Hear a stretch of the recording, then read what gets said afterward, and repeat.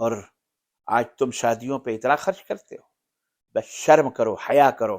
مسلمانوں ڈوب مرو چلو بھر پانی میں. اگر کوئی عورت پردے کے ساتھ جا رہی ہے تو یہ خبیث شیاطین، ریپسٹ، دہشت گرد، یہ زناکار آوازیں اٹھاتے ہیں. اپنے وائٹ کالر پہنے ہوئے اس کو غلط کہتے ہیں، اس کے خلاف انگلیاں اٹھاتے ہیں.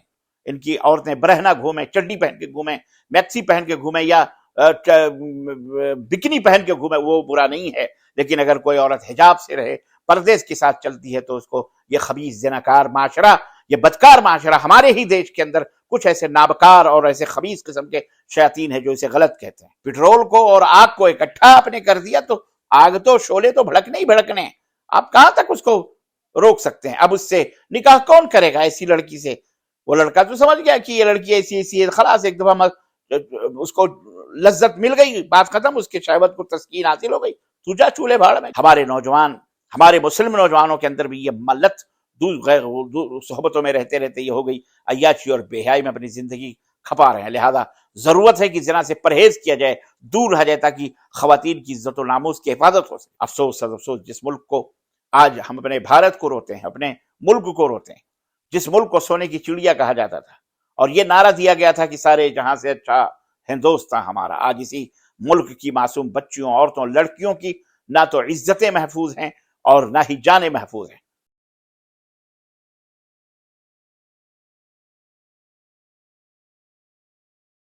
السلام علیکم ورحمۃ اللہ وبرکاتہ.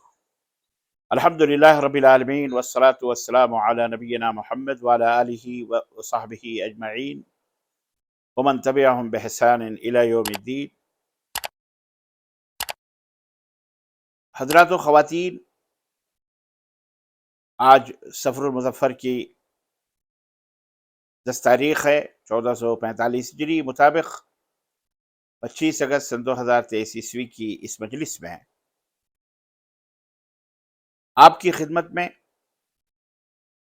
سماج اور معاشرے کا ایک سلگتا ہوا موضوع اور مبنی بر حقیقت موضوع لے کر کے حاضر ہوا، اور ہم نے اس موضوع کا نام رکھا ہے نکاح یا شادی یا بیواہ آسان بناؤ، سہل کرو. نکاح کو آسان بناؤ، آسان سے آسان تر بنایا جائے، اور اتنا آسان بنایا جائے کہ زنا سماج کے اندر مشکل سے مشکل تر ہو جائے. ہم نے دیکھا ہے اپنے پیارے وطن بھارت کے اندر، میں اس وقت موجود ہوں، اس سے پہلے بھی بہت ساری دعوتوں میں، بہت ساری شادیوں میں میں نے شرکت کی، اور ابھی بھی شرکت کرنے کا موقع ملتا ہے تو یہ دیکھ کر کے دل روتا ہے کہ لوگ شادیوں کو اتنا مشکل بنائے ہوئے ہیں. بہت سارے نوجوانوں سے گفتگو ہوتی ہے، بہت سارے گھر والوں سے گفتگو ہوتی ہے، وہ کہتے ہیں کہ ہم اپنی بیٹیوں کی شادیاں کیسے کریں، ہمارے پاس تو پیسے نہیں ہیں. اتنے اتنے لاکھ کا ڈیمانڈ کیا جاتا ہے، اتنی چیزوں کا ڈیمانڈ کیا جاتا ہے، جہیز اور دیگر چیزوں کے نام پر. بہرحال اس موضوع پر، جہیز کی تباہیاں، بربادیاں، اس موضوع پر ہماری تقریر موجود ہے، آپ حضرات وہاں سن سکتے ہیں. آج نکاح اور شادی کے تعلق سے میری درخواست ہے تمام والدین سے، تمام پیرنٹس سے، تمام ذمہ داروں سے، اور بلا تفریق مذہب و ملت، خواہ وہ کسی بھی دھرم اور کسی بھی مذہب سے تعلق رکھتے ہوں، سب سے میری اپیل ہے، میری درخواست ہے دست بستہ کہ لوگوں، نکاح کو آسان کرو، بیواہ کو آسان بنا دو، تاکہ سماج اور معاشرے سے زنا ختم ہو جائے، اور زناکاری، بلاتکاری، ریپسٹ، ان کا خاتمہ ہو جائے، وہ دنیا سے نیست و نابود ہو جائیں. کیونکہ اگر شادی آسان ہو جائے گی، نکاح آسان ہو جائے گا، تو یہ جو زنا ہے یہ دنیا سے ختم ہو جائے گا. آپ سوچتے ہوں گے یہ زنا کیا ہے؟ زنا عربی میں اس کو زنا کہتے ہیں، اردو میں بھی اس کو عصمت دری کہتے ہیں، فارسی میں بھی، یعنی کسی کی عزت اور آبرو کو چاک چاک کر دینا، اور ہندی میں اس کو بلاತ್کار کہتے ہیں، اور انگریزی میں اس کو ریپ کہتے ہیں. زانی کہتے ہیں بلاತ್کاری کو، ریپسٹ کو زانی کہا جاتا ہے، عصمت دری کرنے والے کو. تو یہ زنا جو ہے یہ سماج کا ناسور ہے. زنا کہتے کس کو ہیں؟ زنا کہتے ہیں شرمگاہ کو حرام شرمگاہ میں داخل کر، اس کو زنا کہا جاتا ہے، اور یہ ہر دور میں ہر مذہب کے اندر ایک سنگین اور بھیانک جرم رہا ہے۔ لیکن الحمدللہ جب سے دین اسلام آیا، اسلام دھرم نے اس پر سب سے سخت ایکشن لیا، پابندی عائد کی ہے، زانی پر اتنی سخت سزا مقرر کی گئی ہے جس کو سن کر یا دیکھ کر انسان کے رونگٹے کھڑے ہو جاتے ہیں۔ سوچئے، شادی شدہ جو زناکار ہے، ریپسٹ ہے، بلاತ್ಕಾری ہے، وواہت ہے، اسلام نے اس کو سزا یہ دی ہے کہ اس کو میدان مقتل میں، میدان کے اندر لایا جائے باندھ کر کے، اور پتھروں سے اسے مار مار کر ہلاک کر دیا جائے، جب تک کہ اس کی جان اس کے جسم سے نکل نہ جائے تب تک اسے مسلسل پتھروں سے مار مار کر کچل دیا جائے، تاکہ دوسروں کے لیے عبرت اور نصیحت بن جائے۔ اور اگر زنا کرنے والا، بلاತ್ಕಾری، زانی، ریپسٹ اگر غیر شادی شدہ ہیں، چاہے لڑکا ہو یا لڑکی، کنوارے اور کنواریاں ہیں، تو ان کو 100 کوڑے لگائے جائیں، بھری مجلس میں، بھرے عوام کی مجلس میں 100 کوڑے مارے جائیں، اور 1 سال کے لیے انہیں تڑی پار کر دیا جائے، شہر سے شہر بدر کر دیا جائے۔ مگر افسوس، صد افسوس، آج زنا بالکل عام ہو چکا ہے، ہر چاروں طرف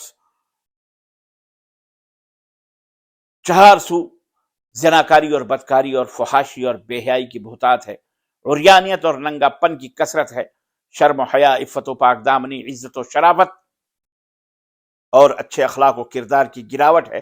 حد ہو چکی ہے کہ آج تو معصوم بچیاں اور نابالغ بچیاں بھی ان خبیث مردود زانیوں سے محفوظ نہیں ہیں۔ مگر میرے بھائی، ایک بات یاد رہے کہ یہ زنا کرنا یہ شرفا اور عزت داروں کا کام نہیں ہے، بلکہ یہ گھٹیا اور سماج اور معاشرے کے ذلیل لوگوں کا کام ہے، بھلے وہ کسی عہدے پر کیوں نہ ہو، بھلے وہ کوئی دھارمک گرو کیوں نہ ہو، بھلے وہ کسی جگہ کے کیوں نہ ہو، بلکہ گھٹیا اور ذلیل لوگوں کا کام یہ ہے۔ بے غیرت، بے شرم، بے حیا اور بے ایمان لوگوں کا یہ شغل ہے، مشغلہ ہے، جیسا کہ اللہ کے رسول صلی اللہ علیہ وسلم نے اسلام کے دھرم گرو پروفٹ محمد صلی اللہ علیہ وسلم، پیغمبر اسلام نے فرمایا، لا یزنی الزانی حتی حین یزنی وہو مؤمن، صحیح بخاری روایت، زنا کرنے والا جب زنا کرتا ہے تو اس وقت وہ مومن رہ رہتا ہے، یعنی ایمان اس کے سینے سے باہر ہو جاتا ہے۔ اسی طرح زنا جس سماج میں پھیل جائے، بلاತ್کار جس سماج کا فیشن بن جائے، ریپ جس سماج کے لیے فخر سمجھا جائے، جس شہر کے باشندوں کے لوگ اخلاقی بیماریوں میں ملوث ہو جائیں، تو ایسے ظالم قوم پر ذلت اور رسوائی مسلط کر دی جاتی ہے، تھوپ دی جاتی ہے غربت، فقر، فاقہ، اور اسے رزق میں تنگی کر دی جاتی ہے، اس کی روزیاں تنگ کر دی جاتی ہیں، اور مال اور عمر میں خیر و برکت سے اسے محروم کر دیا جاتا ہے۔ کون کرتا ہے؟ یہ اس زمین اور آسمان کا بنانے والا، اوپر والا پرماتما، جسے ہم اللہ کہتے ہیں، اللہ تعالی جس کا نام ہے۔ اور پھر ایسے سماج اور معاشرے کو مختلف جان لیوا بیماریاں جو ماضی میں ناپید تھی بھی نہیں، وہ سماج کے ان ظالموں کو جکڑ لیتی ہیں جو زناکار ہیں، ریپسٹ ہیں، اور ان کی وجہ سے بے گناہ بھی انہی کے جھمیلوں میں آ جاتے ہیں، جیسا کہ اسلام کے پیغمبر حضرت محمد رسول اللہ صلی اللہ علیہ وسلم نے ارشاد فرمایا کہ لم تظہر الفاحشۃ فی قوم قط حتی یعلنوا بها الا فشى فیہم الطاعون والاوجاع التي لم تكن مضت فی اسلافہم الذین مضوا۔ جب جس قوم میں بے حیائی، بدکاری، زناکاری بالکل عام ہو جائے تو اس میں پلیگ، طاعون اور جان لیوا بیماریاں عام ہو جاتی ہیں، جو کہ پہلے کے زمانے میں نہیں ہوتی۔ سنن ابن ماجہ کی روایت ہے جو حسن ہے، اور ہم نے دیکھا اپنی آنکھوں سے 2 سال 3 سال پہلے کی بات ہے، اب پوری دنیا کو کورونا نے اپنے لپیٹ میں لیا ہوا تھا، مختلف قسم کی بیماریاں۔ ظاہر ہے کہ یہ تمام صرف زنا ہی نہیں، اور بہت ساری بیماریاں اور بہت ساری بیمانیوں اور بہت ساری برائیوں کا یہ خمیازہ تھی، سماج اور معاشرے کو اس میں لپیٹ میں لیا تھا۔ الغرض دوستوں اور بھائیوں، اس میں کوئی شک نہیں کہ زنا، حضرت عبداللہ ابن مسعود جو صحابی رسول ہیں، نبی صلی اللہ علیہ وسلم کے دوست ہیں، وہ کہتے ہیں ما ظہر الربا والزنا فی قریۃ الا اذن اللہ بہلاکھا، جس قوم میں زنا اور سود عام ہو جائے تو اس کی تباہی بالکل مسلم ہو جاتی ہے، اللہ آسمان سے حکم نازل فرماتا ہے کہ اس بستی کو ہلاک کر دیا، اس ملک کو برباد کر دیا جائے۔ افسوس، افسوس، جس ملک کو آج ہم اپنے بھارت کو روتے ہیں، اپنے ملک کو روتے ہیں، جس ملک کو سونے کی چڑیا کہا جاتا تھا، اور یہ نعرہ دیا گیا تھا کہ سارے جہاں سے اچھا ہندوستان ہمارا، آج اسی ملک کی معصوم بچیوں، عورتوں، لڑکیوں کی نہ تو عزتیں محفوظ ہیں اور نہ ہی جانیں محفوظ ہیں۔ کوئی دن ایسا نہیں جس دن اخبار کے پہلے صفحے پر، پہلے پیج پر یہ خبر نہ ہو کہ ہمارے ملک کے فلاں شہر میں کسی عورت کے اوپر ایسڈ اٹیک، تیزاب کا حملہ کیا گیا، فلاں شہر میں کسی عورت کو جہیز نہ لانے کی وجہ سے زندہ جلا دیا گیا، فلاں گاؤں میں اسٹوو پھٹ گیا، فلانی عورت کو قتل کر دیا گیا، فلاں شہر میں کسی لڑکی کا کڈنپ یعنی اغوا کر لیا گیا۔ اور ایک رپورٹ کے مطابق ہمارے پیارے وطن بھارت میں 2012 کے نربھیا کیس کے بعد 2013 سے لے کر 2019 تک 2,40,000 لڑکیوں اور عورتوں کا ریپ کیا گیا ہے، بلاತ್ಕಾರ کیا گیا، ان کے ساتھ زبردستی زنا کیا گیا ہے۔ اور جو مرضیوں سے ہوتے ہیں، آپس کے اپنے میل جول سے ہوتے ہیں، ان کا کوئی شمار نہیں ہے۔ یہ زبردستی ریپ کی میں بات کر رہا ہوں، اور جس کا مطلب یہ ہوا کہ ہمارے ملک کے اندر ہر دن 95 ریپ ہوئے، یعنی ہر گھنٹے میں 4 ریپ ہوا۔ نیشنل کرائم ریکارڈ بیورو کے اعداد و شمار کے مطابق انڈیا میں 2018 میں مجموعی طور پر 33,977 ریپ ہوئے۔ اس کا مطلب یہ ہے کہ ہمارے بھارت میں ہر 15 منٹ میں ایک زنا کا، ریپ کا اور بلاತ್ಕಾರ کا ایک واقعہ پیش آتا ہے، گویا کہ ہر دن 88 ریپ ہوتے ہیں۔ اسی طرح ایک رپورٹ کے مطابق 2019 کے اندر 4 لاکھ اور 2018 میں 3,78,000 اور 2017 میں 3,59,000 مقدمات عورتوں کے اوپر ظلم، زیادتی، ریپ اور قتل اور خون کے معاملات درج کیے گئے۔ عزیزان محترم، اگر ہم ان معاملات پر کام کرنے والے کارکنوں کی بات کو تسلیم کر لیں تو ان کے مطابق اصل تعداد تو اس سے کہیں زیادہ ہے، کیونکہ بہت سے مقدمات، بہت سے کیسز درج ہی نہیں کیے جاتے، کیونکہ بہت ساری ہماری مائیں بہنیں اور بہت ساری خواتین اور بہت ساری لڑکیاں جن کے ساتھ ریپ کیا جاتا ہے، وہ اپنے خاندان، اپنے گاؤں، اپنی بستی کی عزت و آبرو کے اور اپنی جان کے خوف اور ڈر سے پولیس تک وہ جاتے ہی نہیں ہیں، اور پھر کچھ لوگوں کو تو روپیہ پیسہ دے کر کے بہلا پھسلا کر خاموش کر دیا جاتا ہے، اور کچھ لوگوں کو تو اڑا بھی دیا جاتا ہے، ٹھونک بھی دیا جاتا ہے، ان کا کہیں کوئی کیس ویس درج نہیں ہوتا۔ یہی نہیں، ایک رپورٹ کے مطابق پوری دنیا میں ریپ کے معاملے میں افسوس کے ساتھ یہ بات کہنا پڑتا ہے، رپورٹ ہے یہ، ہمارا ملک بھارت تیسرے نمبر پر ہے، استغفر اللہ، تیسرے نمبر پر ہے۔ سوچئے، غور کیجئے ہم کہاں جا رہے ہیں۔ پہلے نمبر پر امریکہ، دوسرے نمبر پر جنوبی افریقہ ہے۔ ایسا محسوس ہو رہا ہے کہ ہمارا ہندوستان اب ہندوستانی ریپستان بنتا جا رہا ہے۔ کون لوگ کر رہے ہیں یہ وہی لوگ ہیں جو شراب کے ٹھیکے،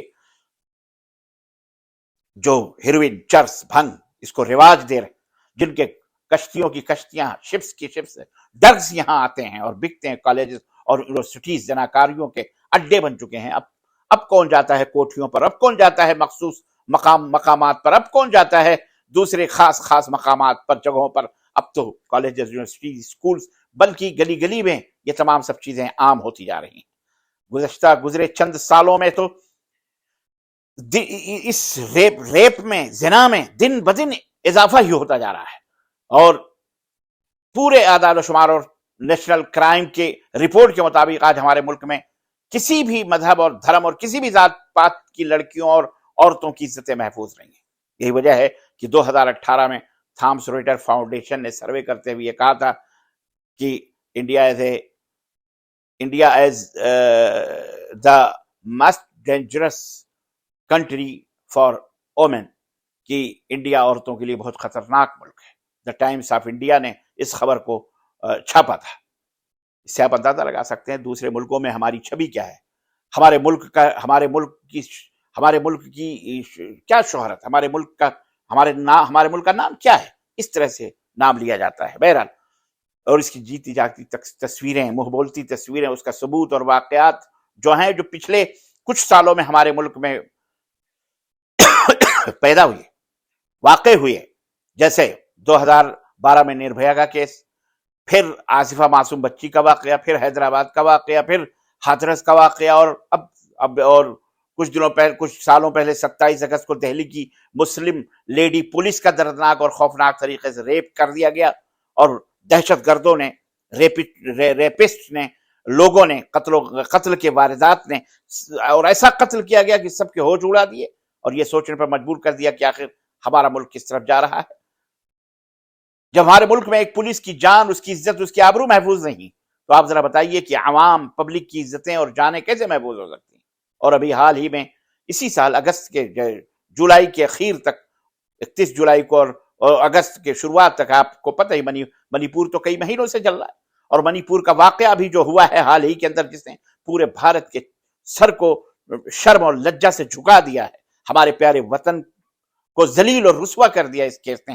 اور آپ کو پتا ہے، اس کو بتانے کی کیا ضرورت ہے، ہم وہ منظر بھی نہیں ہے آپ کے خدمت میں، عورتوں کو ننگا کر کے، استغفر اللہ، یہ بلوائی، یہ خبیث، یہ درندے، یہ وحشی، یہ جانور اپنے آپ کو انسان کے نام پر کلنک کا ٹیکا دبا ہے کہ اس کی شرمگاہ، اس کو ننگا برہنہ کر کے، اور اس کے آگے پیچھے تالیاں اور پکڑ کر کے اس کو، اور اس طرح سڑکوں کے اوپر گھمایا گیا۔ یہی نہیں بلکہ ان کو کھیتوں میں لے جا کر کے کئی مرد گینگ ریپ کیا۔ کیا ہے یہ حیوانیت نہیں تو اور کیا ہے؟ درندگی ہے، وحشی پناہ، یہ خباثت ہے، یہ بلاکاری، یہ خبیث ہوتے ہیں۔ اور بقول راہل گاندھی، جس نے پارلیمنٹ کے اندر کھڑے ہو کر کے یہ کہا تھا کہ اے حکومت وقت، اس کی آنکھوں میں آنکھیں ڈال کر لوگوں کو راہل گاندھی جی نے کہا تھا کہ تم بھارت ماتا کے قاتل ہو، ریپسٹ ہو، تم نے بھارت ماتا کے مادر وطن کے ساتھ بلاತ್کار کیا ہے، قتل کیا اس کا۔ عزیزان اکرامی، خلاصہ کلام یہ ہے کہ زنا جو ہے سماج کا ایک سنگین اور مہلک بیماری ہے، اس سے کوسوں دور رہنا اور اپنی شرمگاہ کی حفاظت کرنا سب کی ضرورت ہے۔ یہ بالخصوص جو اپنے آپ کو مسلمان کہتے ہیں، کلمہ توحید پڑھتے ہیں، لا الہ الا اللہ محمد رسول اللہ کہتے ہیں، ان کا دین، ان کا دھرم یہ ہے کہ یہ ان کی ذمہ داری زیادہ بنتی ہے کہ وہ ان تمام برائیوں سے دور ہیں۔ مگر افسوس آج کتنے ایسے نوجوان ہیں جو عشق و معاشقہ کی گندی لت میں اور بری روش میں مبتلا ہے۔ دشمن لفظ جہاد کے نام پر مسلمانوں کو اٹھا کر کے جیل کے سلاخوں کے پیچھے ڈال رہا ہے، اور اپنے اندر کی ان کو برائیاں نظر نہیں آ رہی ہیں۔ ان کے اندر کتنی لڑکیاں، کیا ان کو نہیں دکھتا؟ بہرحال ان کو دکھے نہ دکھے، لیکن پھر بھی یہ چند شر پسند لوگ اس طرح کی حرکتیں کرتے ہیں۔ ہمیں چاہیے کہ ایسے مقام پہ جہاں ہمارا دامن داغدار ہونے والا ہے، اسلام، ہمارا دین، ہمارا دھرم رسوا ہوتا ہے، لوگ انگلیاں اٹھاتے ہیں، ہمیں چاہیے کہ ہم بڑے عزت اور آبرو کے ساتھ اپنے آپ کو بچا کے رکھیں۔ رات اور دن ہمارے نوجوان، ہمارے مسلم نوجوانوں کے اندر بھی یہ ملت صحبتوں میں رہتے یہ ہو گئی، عیاشی اور بے حیائی میں اپنی زندگی کھپا رہے ہیں۔ لہذا ضرورت ہے کہ زنا سے پرہیز کیا جائے، دور رہا جائے، تاکہ خواتین کی عزت و ناموس کی حفاظت ہو سکے، نسلوں کی حفاظت ہو سکے۔ ہم اللہ سے دعا کرتے ہیں کہ اللہ ہمارے دیش کو، ہمارے وطن کو اور ہم سب کی زندگی کو اللہ تبارک و تعالیٰ ایسی برائیوں سے محفوظ رکھے، ہماری آل اولاد کو، بہو بیٹیوں کو، بہنوں کو اللہ محفوظ رکھے، اور ہم سب کو اپنی زندگی کے مقصد کو اچھی طرح سمجھنے کی توفیق عطا فرمائے۔ عزیزان گرامی، زناکاری، فحاشی اور جنسی بے راہروی ایک جرم عظیم ہے، جس کی حرمت اور جس کی مذمت اور جس کی برائی تمام شریعتوں کے اندر، سابقہ پچھلی شریعتوں کے اندر موجود ہے۔ فحاشی کیا ہے؟ ایک تو ہے بدکاری، زناکاری، ریپ اور بلاತ್کاری۔ یہ فحاشی، فحش، بے حیائی، یہ کیا ہے؟ اس سے مراد ہر وہ عمل ہے جو ناجائز جنسی لذت کے حصول کے لیے کیا جائے، ہر وہ کام ہے جسے جنسی اپنی سیکشول کو تسکین، آرام دینے کے لیے، اس کو مزہ لینے کے لیے، کو حاصل کرنے کے لیے جس کے ذریعے سے کیا جائے، جنسی اعضاء ہو یا جنسی کام ہو، اس نیت سے اس کو پھیلایا جائے، اسے دنیا کے اندر نشر کیا جائے کہ جنسی اشتہا بڑھکے یا اس سے جنسی تسکین ہو، وہ چاہے جو بھی چیز ہو، تصویریں ہوں، فلمیں ہوں، ویڈیوز ہوں، آڈیوز ہوں، جو بھی گانے ہوں، جو چیزیں بھی ہوں، جو یہ تمام سب فحاشی کے اندر آتی ہیں۔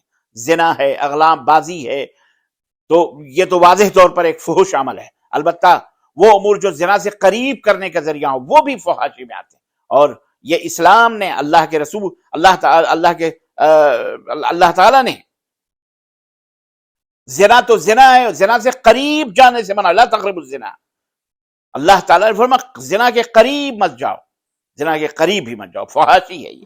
چنانچہ ایک بات اور میں آپ کو بتا چلوں، یہ بھی زنا کے حکم میں، یہ بھی فحاشی کے حکم میں، کہ اجازت کے بغیر، یعنی شرعی اجازت کے بغیر کسی لڑکی کا، کسی عورت کا یا مرد کا باہمی بوس و کنار کرنا، نگاہوں کا جنسی مناظر دیکھنا، کانوں کا بے حیائی کی باتیں، افحوش یا موسیقی، گانے بجانے سننا، ہاتھوں کا جنسی لذت حاصل کرنا، اور زبان کا فحش گوئی میں ملوث ہونا، اور دماغ کا فحش سوچوں کے اندر مبتلا ہونا، اس لحاظ سے فحش فعل کے زمرے میں یہ تمام سب بے حیائی کے کاموں کے اندر آتے ہیں۔ ہمارے معاشرے میں فحاشی کا، بے حیائی کا سیلاب امڈا ہوا ہے۔ جس طرف بھی نظر دوڑائیے فحاشی اور بے حیائی نے، گلی گلی، کوچے کوچے، محلے محلے، گاؤں گاؤں میں، جس سے ہمارا معاشرہ تباہی کی طرف گامزن ہے۔ بھوک مری، بے روزگاری، تباہ بربادی، بے عزتی، ذلت، رسوائی، فحاشی کے اس سیلاب سے ہمارا ایمان اور یقین اور اسلامی روایات کو بھی خطرہ ہے، اور فحاشی کا یہ سیلاب اونچے اونچے گھرانوں تک پہنچ چکا ہے۔ اس فحاشی کے سیلاب کو روکنا معاشرے کے، سماج کے، سوسائٹی کے ہر ویکتی کی، ہر انسان کی یہ ذمہ داری بنتی ہے۔ اور اب تو ہر شہر، ہر محلہ، ہر علاقہ، مسلم محلہ ہو یا غیر مسلم، مسجد کے پڑوس میں ہو یا پڑوس میں نہ ہو، سب جگہ سے زنا کی کثرت کے واقعات، بلاತ್ಕಾರ کے، ریپ کے واقعات پیدا ہو رہے ہیں۔ لڑکی یا عورت کو لے کر کے بھاگ جانا، ایک دو ہفتے کے بعد پھر واپس آنا، کسی کی زندگی تباہ کر دینا، ماں باپ بھائی رشتہ دار بہن کے سر شرم سے جھکا دینا، آج یہ شیوا بن چکا ہے اور فیشن بن چکا ہے۔ اس کو ترقی کا نام دیا جا رہا ہے، اسی کو مہذب طریقہ سمجھا جا رہا ہے۔ اگر کوئی عورت پردے کے ساتھ جا رہی ہے تو یہ خبیث شیاطین، ریپسٹ، دہشت گرد، یہ زناکار آوازیں اٹھاتے ہیں، اپنے وائٹ کالر پہنے ہوئے اس کو غلط کہتے ہیں، اس کے خلاف انگلیاں اٹھاتے ہیں۔ ان کی عورتیں برہنہ گھومیں، چڈی پہن کے گھومیں، میکسی پہن کے گھومیں یا بکنی پہن کے گھومیں، وہ برا نہیں ہے، لیکن اگر کوئی عورت حجاب سے رہے، پردے کے ساتھ چلتی ہے، تو اس کو یہ خبیث زناکار معاشرہ، یہ بدکار معاشرہ، ہمارے ہی دیش کے اندر کچھ ایسے نابکار اور ایسے خبیث قسم کے شیاطین ہیں جو اسے غلط کہتے ہیں۔ عزیزان گرامی، شادی سے پہلے ایک ساتھ رہنا، ایک دوسرے کو سمجھنے کے نام پر آج یہ بھی ایک فیشن چلا ہوا ہے، ایک ٹرینڈ چلا ہوا ہے۔ کیا لڑکے لڑکیوں کو سمجھنے دو، ابھی کیا ہے، ابھی عمر ہے، کھیلنے دو، کھانے دو، جانے، جاؤ بیٹا پکنک بنا کے آؤ، جاؤ بیٹا 2-4 دن ادھر ادھر گھوم کے، پیسے بڑے بڑے گھرانوں کے اندر، تاکہ آپس میں انڈرسٹینڈنگ ہو، تاکہ ابھی نکاح نہیں ہوا، ابھی شادی نہیں ہوئی، ابھی منگنی ہوئی، اور اس طرح سے کھلی دعوت دیتے ہیں کہ جاؤ گھوم کر کے آ جاؤ، جو یہ کرو، اور اس کے بعد کیا ہوتا ہے؟ اس کے بعد وہ سب کچھ ہوتا ہے، آپ کو پتہ ہی ہے، اور اگر پسند نہ آئے تو اب تو اس کی زندگی برباد ہے، کیونکہ پٹرول کو اور آگ کو اکٹھا آپ نے کر دیا، تو آگ تو، شعلے تو بھڑکنے ہی بھڑکنے، آپ کہاں تک اس کو روک سکتے ہیں؟ اب اس سے نکاح کون کرے گا ایسی لڑکی سے؟ وہ لڑکا تو سمجھ گیا کہ یہ لڑکی ایسی ہے، خلاص ایک دفعہ اس کو لذت مل گئی، بات ختم، اس کے شہوت کو تسکین حاصل ہو گئی، تو جا چولہے بھاڑ میں، چاہے مرے یا گرے۔ بہرحال یہ انتہائی برا عمل ہے، زنا ایک انتہائی قبیح اور برا فعل ہے، جس کی خود زانی اور زانیہ فخریہ طور پر اعلان کر کے نہیں یہ کام کیا جاتا ہے، خفیہ طریقے سے یہ عمل کیا جاتا ہے۔ اگر یہ اچھی چیز ہوتی تو اعلانیہ طور پر کیا جاتا، اس سے نفرت کرتی ہے دنیا، نفرت کرتا ہے سماج، نفرت کرتا ہے دل، ہر ایک آدمی اس کے غلط اور برا ہونے کا احساس یہ دنیا رکھتی ہے، اسی لیے اسے چھپ چھپا کر کیا جاتا ہے۔ کیونکہ بلاತ್ಕಾری جو ہوتا ہے وہ چھپ کے کرتا ہے، ان کے نزدیک یہ اچھا کام ہوتا تو وہ ضرور شادی کی طرح اس کا اعلان کرتے اور اس سے پہلے تقریب کا اہتمام کرتے۔ بہرحال یہ تمام سب برائیاں ہمارے سماج کے اندر موجود ہیں۔ میرے کہنے کا مطلب یہ ہے کہ اسلام ایک ایسا دین ہے جس نے نکاح کو آسان سے آسان تر بنایا ہے اور زنا کو مشکل سے مشکل تر کیا ہے۔ چنانچہ زنا سے متعلق سخت باتیں قرآن کے اندر موجود ہیں۔ اللہ تعالیٰ نے فرمایا وَلَا تَقْرَبُوا الزِّنَا إِنَّهُ كَانَ فَاحِشَةً وَسَاءَ سَبِيلًا، سورہ اسراء آیت نمبر 32۔ لوگوں زنا کے قریب بھی نہ پھٹکو، زنا کرنا تو دور کی بات رہی، اس کے قریب بھی مت پھٹکو، کیونکہ یہ زنا جو ہے یہ فحش کام ہے اور انتہائی برا راستہ ہے۔ اور جیسا کہ ابھی آپ نے سنا کہ قرآن میں اللہ تعالیٰ نے اس کی سزا بیان کی ہے کہ زناکار مرد اور عورت کو 100 کوڑے مارے جائیں گے اور شہر بدر کیا جائے گا، اللہ کے نبی نے فرمایا۔ اور حدیث میں آتا ہے کہ شادی شدہ اگر ہیں، یہ تو کنوارے اور مرد اور کنواری لڑکیوں کی بات ہے، اگر مرد اور عورت کی بات ہے، اور اگر وواہت ہیں، شادی شدہ ہیں، وہ زنا کر رہے ہیں تو انہیں پتھر مار مار کر ہلاک کر دیا جائے۔ اس کے مقابلے میں نکاح کو بہت آسان بنایا گیا ہے۔ اس سلسلے میں ہمارے لیے اللہ کے رسول صلی اللہ علیہ وسلم کے ارشادات، آپ کا عمل، آپ کا اسوہ، اپنے صحابہ کا عمل، صحابہ کے صحابہ کا عمل ہماری رہنمائی کرتے ہیں۔ آپ صلی اللہ علیہ وسلم کا ارشاد ہے اعظم النکاح برکتاً ایسر مؤونۃ، رواہ احمد، مسلم احمد کی روایت ہے کہ سب سے بابرکت نکاح وہ ہے جس میں کم سے کم خرچ ہو، کم خرچ میں شادیاں، آسان کرو شادیوں کو۔ عام طور سے نکاح کے موقع پر بہت خرچ کیا جاتا ہے، دل کے ارمان نکالے جاتے ہیں، مائیں بھڑاس نکالتی ہیں، ہمارے چاند جیسی دلہن لائیں گے، فلاں کریں گے، یہ کریں گے، پرتکلف دعوتیں ہوتی ہیں، دوست احباب دیگر بڑی بڑی تعداد میں دکھاوا ہوتا ہے، دولہا اور دلہن رشتہ داروں کے جوڑے تیار کیے جاتے ہیں، گھوڑے پہ بیٹھ کر باجے سے گاجے باجے اور ڈیک اور پتہ نہیں کیا کیا لے کر کے لوگ، آپ سب سمجھتے ہیں، یہ کروڑوں کروڑوں لاکھوں لاکھوں لوگ شادیوں میں صرف کرتے ہیں، اور کبھی کبھی یہ مصاریف، یہ جو خرچے ہیں، یہ باقاعدہ قرض لینے کی نوبت آ جاتی ہے، باپ بھیک مانگ کر کے کرتا ہے۔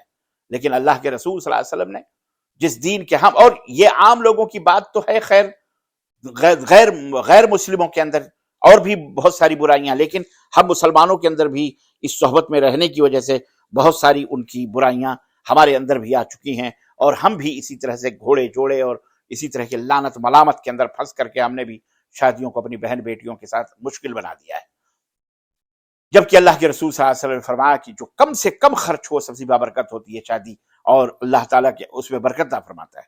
میں آپ کو چند مثالوں کے ذریعے اور بتا کر کے اپنی بات میں ختم کرنا چاہوں گا۔ اللہ کے رسول صلی اللہ علیہ وسلم کی خدمت میں ایک محترمہ آئیں، صحابیہ تھیں، آئیں اور کہا کہ اللہ کے نبی مجھ سے نکاح کر لیجئے، اور یہ اللہ کے نبی کے ساتھ یہ جائز تھا کہ کوئی عورت آپ کو اپنے اوپر پیش کرے تو اللہ کے نبی کو پسند ہوتا تو نکاح کرتے، نہیں پسند ہوتا تو نہیں کرتے۔ تو انہوں نے کہا اللہ کے نبی میں اپنے آپ کو آپ کے حوالے کرتی ہوں، آپ مجھ سے نکاح کر لیجئے یا کسی اور سے میری شادی کروا دیجئے۔ آپ بیٹھے رہے، خاموش رہے، وہ عورت بیٹھ گئی۔ کچھ دیر کے بعد ایک صحابی آئے، ایک صحابی بیٹھے تھے، انہوں نے کہا اللہ کے نبی اگر آپ نہیں کرتے تو اس عورت کا نکاح مجھ سے کروا دیجئے۔ آپ صلی اللہ علیہ وسلم نے اس سے پوچھا تمہارے پاس کچھ ہے؟ انہوں نے کہا کہ کچھ نہیں ہے، میں تو غریب آدمی ہوں، فقیر خلاش آدمی ہوں، میرے پاس تو کچھ بھی نہیں۔ آپ نے فرمایا کچھ تو ہوگا؟ کہا کچھ بھی نہیں ہے۔ اس نے کہا کچھ بھی نہیں۔ آپ نے فرمایا اچھا اپنے گھر جاؤ اور دیکھو جو بھی ہو گھر میں سے جو بھی ہے وہ بھی لے کے آ جاؤ۔ اللہ کے رسول صلی اللہ علیہ وسلم کی تاکید کے بعد وہ صحابی چلے گئے۔ کچھ دیر کے بعد واپس آئے اور کہا اللہ کے نبی میرے گھر میں بھی کچھ نہیں ہے۔ آپ نے فرمایا تمہارے پاس لوہے کی انگوٹھی تو ہوگی، جیسے یہ انگوٹھی ہے نا چاندی کی، ایسے آپ صلی اللہ علیہ وسلم لوہے کی انگوٹھی تو ہوگی؟ انہوں نے عرض کیا اللہ کے نبی لوہے کی انگوٹھی بھی نہیں ہے۔ اللہ اکبر، اتنی غربت، اور آج تم شادیوں پہ اتنا خرچ کرتے ہو؟ بس شرم کرو، حیا کرو، مسلمانوں ڈوب مرو چلو بھر پانی میں۔ اے مالدارو، اللہ کے لیے، اللہ کے لیے، اللہ نے تمہیں دولت عطا کی ہے تو اس کا شکریہ ادا کرو اللہ کا، غریب اور مسکینوں کے اوپر مدد کرو، شرم کرو۔ دیکھ رہے ہو آپ؟ اچھا یہ تو بات ہو گئی۔ دوسرا دیکھو کہ اس وجہ سے نکاح نہیں روکا گیا کہ تمہارے پاس کچھ بھی نہیں ہے تو نکاح کیسے ہوگا؟ اللہ کے نبی صلی اللہ علیہ وسلم نے فرمایا ٹھیک ہے تمہیں کچھ قرآن یاد ہے؟ انہوں نے کہا ہاں اللہ کے نبی مجھے کچھ قرآن یاد ہے۔ تو آپ نے کہا اس عورت کو وہ قرآن سکھلا دینا، یہی تمہارا مہر ہے، اس کے عوض میں تمہیں اس کو تمہارے نکاح میں دیتا ہوں۔ صحیح بخاری اور صحیح مسلم کی روایت۔ آپ اس سے اندازہ لگائیے کہ نکاح ضروری ہے کرنا اور کروا دینا۔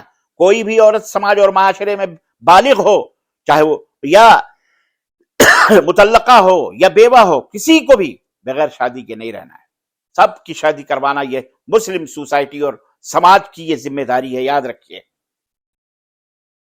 ایک مرتبہ ایک نوجوان آپ صلی اللہ علیہ وسلم کی خدمت میں آیا، اس نے کہا اللہ کے رسول صلی اللہ علیہ وسلم میں نکاح کرنا چاہتا ہوں، لیکن میں کہیں پیغام بھیجتا ہوں تو لوگ مجھے اپنی لڑکی دینے سے انکار کر دیتے ہیں، مجھ سے کوئی شادی نہیں کرنا چاہ رہا۔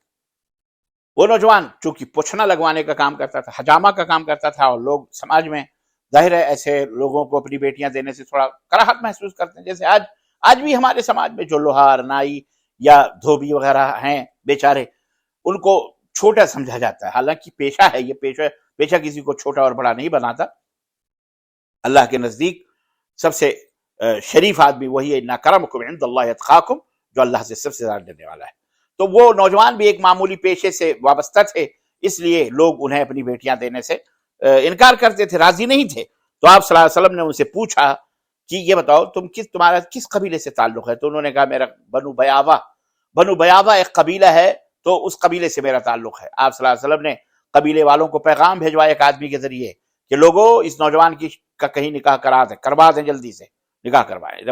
ابو داؤد کی روایت ہے، چنانچہ اس کی شادی ہو گئی۔ اس سے آگے کی بات یہ ہے کہ آج کل ہمارے سماج میں دو چیزیں بیٹھی رہتی ہیں، نوجوان لڑکیاں بیٹھی رہتی ہیں، ان کے رشتے نہیں مل پاتے ہیں، ان کی تو چھوڑو، جو مطلقہ ہیں بیچاریاں، جن کو طلاق ہو گئی یا جن کے شوہر مر گئے، ان کو تو چھوڑو، ان کو تو کون پوچھتا ہے. یہ دوشیزائیں کنواریوں کی بات ہو رہی ہے، وہ بیٹھی ہوئی ہیں، ان کی شادیاں، ان کو رشتے نہیں مل پاتے، لوگ پریشان ہیں. اللہ کے رسول صلی اللہ علیہ وسلم اور صحابہ کے زمانے میں مطلقہ یا بیوہ عورت گھر میں بیٹھی رہے اس کا کوئی تصور ہی نہیں تھا. جی جناب علی، کنواری تو کنواری، کوئی مطلقہ طلاق شدہ عورت جس کی طلاق ہو گئی ہو یا جس کا شوہر مر گیا وہ بیٹھی رہے، یہ کہیں خواب و خیال میں بھی نہیں ہوتا تھا. ایک عورت کی کسی وجہ سے طلاق ہو گئی ہو یا وہ عورت بیوہ ہو گئی ہو تو اس کی دوسری شادی ہو جاتی تھی، تیسری شادی ہو جاتی تھی، چوتھی شادی ہو جاتی تھی. عمر کے کم یا زیادہ ہونے کا سے بھی کوئی فرق نہیں پڑتا تھا کہ عورت کی عمر کم ہے یا بڑی زیادہ ہے اور لڑکے کی یا شادی کرنے والی کی عمر کم ہے تو اس سے چھوٹی ہے، ایسا نہیں ہوتا تھا. یہ سب نزاکتیں نفاستیں آج کے ہمارے دور میں ہوتی ہیں. کم عمر کی لڑکیوں کی شادی بڑی عمر کے مردوں سے ہو جاتی تھی. آپ غور کریں، اور میں اس کی مثالیں دے سکتا ہوں لیکن میرے پاس وقت نہیں ہے بہرحال. اور زیادہ عمر کی عورتوں کی شادی نوعمر لڑکوں سے ہو جاتی تھی. اور آپ کو پتا ہے اس حصے میں حضرت خدیجہ کبریٰ رضی اللہ تعالیٰ عنہ 40 سال کی تھی اور ہمارے نبی محمد رسول اللہ صلی اللہ علیہ وسلم کتنے برس کے تھے؟ 25 سال کے تھے. سوچئے اب نوعمر تھے. اس معاملے میں کوئی رکاوٹ، کوئی روک ٹوک اور دشواری ہرگز نہیں تھی اس زمانے میں. ایک خاتون تھی حضرت عاتکہ بنت زید، مدینہ منورہ کی مشہور خاتون، خوبصورت اور حسین شاعرہ تھی. وہ بہترین شاعرہ تھی، ادیبہ تھی، عربی ادب کے چوٹی کی مالکہ تھی حضرت عاتکہ بنت زید رضی اللہ تعالی عنہ. حضرت ابوبکر رضی اللہ تعالیٰ عنہ کے صاحبزادے حضرت عبداللہ سے ان کا نکاح ہوا. غزوہ طائف میں حضرت عبداللہ شہید ہو گئے تو ان سے حضرت زید بن خطاب نے ان سے نکاح کیا، یعنی عمر بن خطاب کے بھائی زید بن خطاب نے نکاح کیا. وہ شہید ہو گئے تو حضرت عمر فاروق اعظم نے ان سے نکاح کیا. اللہ، اپنے بھائی کی بیوی سے حضرت عمر فاروق اعظم نے ان سے نکاح کیا. حضرت فاروق اعظم بھی شہید ہو گئے تو حضرت زبیر ابن العوام نے ان سے نکاح کیا. حضرت زبیر بھی شہید ہو گئے تو حضرت حسن ابن علی نے ان سے نکاح کیا. آپ دیکھ رہے ہیں یہ نکاح ایک ہی عورت حضرت عاتکہ ہیں. حضرت ابوبکر کے بیٹے نے، پھر حضرت عمر بن خطاب کے بھائی حضرت زید نے، پھر اس کے بعد حضرت عمر نے، پھر حضرت زبیر بن عوام نے، پھر حضرت حسن بن رضوان اللہ تعالی علیہ مجمعین نے ان سے نکاح کر لیا. اس طرح ان کا لقب مدینے کے اندر زوجۃ الشہداء کے نام سے مشہور. اور آپ کو پتہ ہے حضرت حسن رضی اللہ تعالیٰ عنہ بھی شہید کر دیے گئے، شہیدوں کی بیویوں کے نام سے مشہور ہو گئی. اسی طرح سے حضرت اسماء بنت عمیس رضی اللہ تعالی عنہ، یہ کون تھی؟ حضرت جعفر ابن ابی طالب، حضرت علی کے بھائی کی بیوی تھی اور نبی کریم صلی اللہ علیہ وسلم کی، آپ یہ سوچئے کہ چچیری بھابھی بھی لگتی تھی، بھاؤج لگتی تھی. حضرت اسماء بنت عمیس رضی اللہ تعالی عنہ کی بیوی حضرت جعفر ابن ابی طالب کی بیوی تھی. جنگ موتہ میں شہید ہو گئے حضرت جعفر بن ابی طالب رضی اللہ تعالیٰ عنہ تو ان سے حضرت ابو بکر نے نکاح کیا. حضرت ابو بکر نے نکاح کیا. اللہ اکبر. حضرت ابو بکر جب اللہ کو پیارے ہوئے تو ان سے حضرت علی نے نکاح کیا، یعنی پھر جعفر ابن ابی طالب نے اپنے بھاوج سے انہوں نے نکاح کیا. اللہ اکبر. حضرت علی رضی اللہ تعالیٰ عنہ. اس طرح سے شادیاں اسد الغابہ کے اندر موجود. حضرت فاطمہ بنت قیس بہت مشہور صحابیہ ہیں. ان کے شوہر نے ان کو طلاق دے دی تو عدت مکمل ہوتے ہی ان کے پاس تین رشتے آ گئے. جب عدت ختم ہوگی تو ان کے پاس 3 رشتے آئے شادی کے. وہ اللہ کے رسول صلی اللہ علیہ وسلم کی خدمت میں آئیں اور وہ کہنے لگی اللہ کے نبی میرے پاس فلاں فلاں فلاں فلاں کے رشتے آئیں، بتائیے میں ان میں سے کس کے ساتھ شادی کروں، کون میرے لیے بہتر ہوگا، مشورہ دیجئے. رسول اللہ صلی اللہ علیہ وسلم نے فرمایا اگر مجھ سے رائے لیتی ہو تو میرا مشورہ یہ ہے کہ تم ان تینوں کے بجائے اسامہ ابن زید سے نکاح کر لو. اور یہ اسامہ بن زید کون تھے؟ حضرت نبی کریم صلی اللہ علیہ وسلم کے آزاد کردہ غلام زید کے بیٹے تھے، غلام زادے تھے حضرت اسامہ بن زید. لیکن سوچئے آپ یہ چیزیں قطعاً رکاوٹ میں نہیں آتی، حسب نسب یہ تمام سب چیزیں نہیں آتی. چنانچہ آپ نے فرمایا اسے نکاح کر لو. چنانچہ انہوں نے حضرت اسامہ سے نکاح کر لیا. وہ خود بیان کرتی ہیں کہ میرا یہ رشتہ بہت بابرکت ثابت ہوا. صحیح مسلم کی یہ روایت. آپ کو پتہ ہے کہ اس وقت حضرت اسامہ اور حضرت فاطمہ کی عمر کیا تھی؟ حضرت فاطمہ یعنی نبی صلی اللہ علیہ وسلم کی بیوی نہیں بلکہ یہ جو صحابیہ تھیں، یہ فاطمہ بنت قیس تھیں، یہ فاطمہ بنت رسول اللہ کی بات نہیں ہو رہی، فاطمہ بنت قیس کی بات ہو رہی۔ حضرت فاطمہ بنت قیس کی عمر زیادہ تھی ان کے مقابلے میں، اور حضرت اسامہ بن زید کی عمر کم تھی۔ دونوں کی عمروں میں کافی تفاوت تھا، کافی فرق تھا، لیکن انہوں نے خوشگوار زندگی گزاری اور وہ اس کے اوپر خوش تھی۔ عزیزان گرامی، اسلام میں عورت کو آزادی دی گئی ہے کہ وہ جس کو چاہے پسند کرے، کوئی مجبوری نہیں، کوئی زبردستی نہیں، کوئی زور نہیں۔ جی جناب، کوئی زور، باپ بھی زبردستی نہیں کر سکتا، بھائی بھی زبردستی نہیں کر سکتا، وہ اس کو آزادی دی، اسے کھل کر اپنی خواہش کے اظہار کرنے کی آزادی۔ آپ کو میں اس کی ایک مثال دوں، ایک لڑکی اللہ کے رسول صلی اللہ علیہ وسلم خدمت میں آئی اور عرض کیا، اللہ کے رسول، میرے باپ نے میرا رشتہ اپنے بھتیجے کے ساتھ طے کر دیا ہے، لیکن مجھے یہ رشتہ پسند نہیں ہے، مجھے منظور نہیں ہے۔ نبی اکرم صلی اللہ علیہ وسلم نے فرمایا، اگر تم چاہتی ہو تو تمہارا یہ رشتہ نہیں ہوگا، بھلے تمہارے باپ نے، تمہارے بھائی نے، کسی نے بھی طے کر دیا ہو، یہ رشتہ نہیں ہو سکتا۔ وہ لڑکی فوراً بول پڑی، نہیں نہیں نہیں نہیں نہیں، اللہ کے نبی، مجھے یہ رشتہ منظور ہے۔ میں تو صرف یہ دکھانا چاہتی تھی کہ اسلام میں عورتوں کو اپنی رائے کے ظاہر کرنے کی کہاں تک آزادی ہے، آزادی ہے کہ نہیں ہے۔ غور سے سنیے، وہ لوگ فیمنسٹ لوگ جو یہ کہتے ہیں کہ اسلام کے اندر آزادی نہیں، پردہ، اسلام کے اندر چہر دیواری ہے، عورت بول نہیں سکتی ہے، یہ ہے شریعت اسلامیہ۔ اب اگر مسلمان نالائق ہو جائے، جاہل ہے، اگر وہ بےغیرت ہو جائے، وہ اپنے دین کو نہ جانے، تو بات الگ ہے، اس کا اسلام سے کیا تعلق ہے۔ لیکن اسلام کے اندر ہر عورت کو یہ آزادی ہے، ہر عورت کو طلاق، اگر شوہر کا حق ہے کہ اگر وہ اپنی بیوی کی کسی کمی کے اوپر اور ناراضگی سے وہ اپنی بیوی کو طلاق دینے کا حق رکھتا ہے، تو بیوی بھی یہ حق رکھتی ہے کہ اگر وہ اپنے شوہر کو ناپسند کرتی ہے تو وہ خلا لے لے، اس کو بھی یہ حق حاصل ہے، کوئی زور اور زبردستی نہیں ہے، آزادی ہے۔ چنانچہ اس نے کہا، ہم نے صرف یہ معلوم کرنا تھا کہ آپ نے میرا حق تسلیم کر لیا، اب میں یہ رشتہ قبول کرتی ہوں۔ سنن نسائی کی روایت و مسلم احمد کے اندر۔ تو بھائی اور بہنوں، یہ ہے اسلام کی شکھا، یہ ہے اسلام کی وسعت ظرفی، یہ ہے اسلام کی تعلیم، اور یہ ہے صحیح اور سچے مسلمان ہونے کا مطلب، اور یہ ہے ایک ایماندار اور وفادار اور باغیرت اور سچے مومن کا کیریکٹر اور اس کا کیریئر اور اس کا کردار۔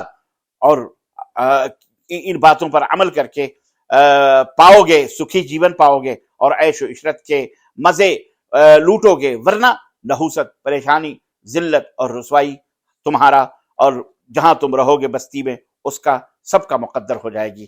بہرحال باتیں بڑی لمبی ہو گئی، میں آپ حضرات سے معذرت چاہتا ہوں، بات طویل ہو گئی، لیکن آخر میں یہی عرض کروں گا کہ اپنے من میں ڈوب کر پا جا سراغ زندگی، تو اگر میرا نہیں بنتا نہ بن، اپنا تو بن۔ نکاح کو آسان کیجئے، اتنا آسان کیجئے کہ سماج سے بدکاریاں، زناکاریاں ختم ہو جائیں، ملک سے ختم ہو جائیں، اور اس طرح سے لوگ آسانی کے ساتھ لڑکیوں کو حاصل کریں، شادی کریں، بیاہ کریں، اور اس طرح زندگی رواں اور دواں رہے۔ اللہ عز و جل ہمیں اور آپ کو اسلام کی ان پیاری پیاری باتوں اور نصیحتوں پر عمل کرنے والا بنائے، اور ہمارے ملکوں کی حفاظت فرمائے۔ دنیا کے جس بھی ملک میں ہم رہتے اور بستے ہیں، اللہ تعالیٰ ان ملک والوں کو، ان کے لوگوں کو توفیق عطا فرمائے، وہ جس بھی دین اور دھرم کے ماننے والے ہوں، کہ وہ ان باتوں کے اوپر عمل کریں اور ان باتوں کو اپنے زندگی کے اندر نافذ کریں۔ آمین یا رب العالمین۔ وصلی اللہ علی نبینا محمد وعلی آلہ وصحبہ اجمعین۔ والسلام علیکم ورحمۃ اللہ وبرکاتہ۔ آخری بات یہ ہے کہ آپ سے درخواست ہے کہ آپ اس آواز کو جو آپ نے ابھی سنی ہے، آپ نے اس کو دیکھی ہے، آپ کے دل میں کہیں بھی کسی گوشے میں اگر کچھ فائدہ آپ کو حاصل ہوا ہے تو براہ کرم اسے لوگوں تک، برادران وطن تک، اپنے بھائیوں تک پہنچانے کی کوشش کریں۔ سبسکرائب کریں، شیئر کریں، اس کو سنیں، اس کو دیکھیں، اور اس کو لوگوں تک پہنچائیں، تاکہ اس کاروان دعوت میں، اس دعوت و ارشاد کے قافلے میں آپ بھی اپنا نام درج کر لیں اور آپ بھی اجر و ثواب کے مستحق بنیں۔ آمین۔ اللہ تعالی ہمیں اور آپ کو خوش رکھے، آمین یا رب العالمین۔ والسلام علیکم ورحمۃ اللہ وبرکاتہ۔